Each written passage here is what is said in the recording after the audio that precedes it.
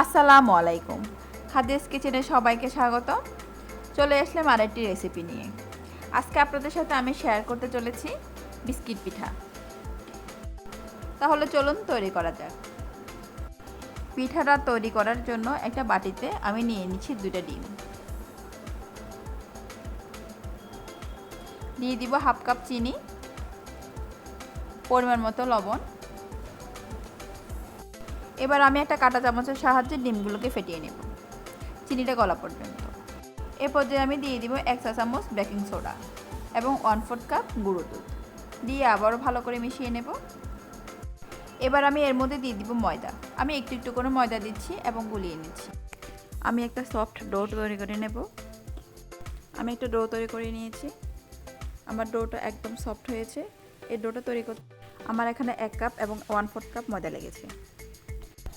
এবার আমি ডোটাকে রেস্টে রেখে দেব 1 ঘন্টার জন্য। 1 ঘন্টা পরে ডোটা আরও সফট হয়ে যাবে আগের থেকে। এবার আমি ডোগুলোকে ভালো করে মথে একটা রুটি তৈরি করে নেব। রুটিটা আমি বেশি পাতলাও রাখবো না এবং মোটাও রাখবো না, মিডিয়াম সাইজে রেখে দেব। আমি দেখিয়ে দিচ্ছি রুটি এরকম হবে। আমি একটা বয়ামের ঢাকনা দিয়ে পিঠাগুলো কেটে নিচ্ছি। আপনারা কুকি কাটার দিয়েও কেটে নিতে পারেন।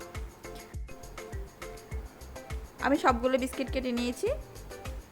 বিস্কিটগুলোকে আমি একটা এবার গোল ট্রেতে নিয়ে নেব। চুলায় আমি একটা হাঁড়ি প্রিহিট করার জন্য দিয়ে রেখেছিলাম। আমি এবার একটা স্ট্যান্ড দিয়ে বিস্কিটগুলোকে ব্রেক করে নেব 10 থেকে 12 মিনিট।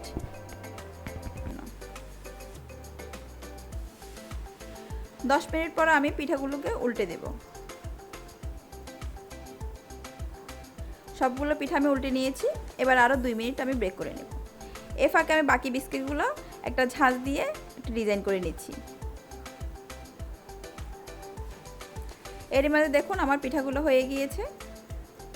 আমি সবগুলো বিস্কিট পিঠা উঠিয়ে নিচ্ছি এবং বাকি বেসগুলো দিয়ে দিচ্ছি।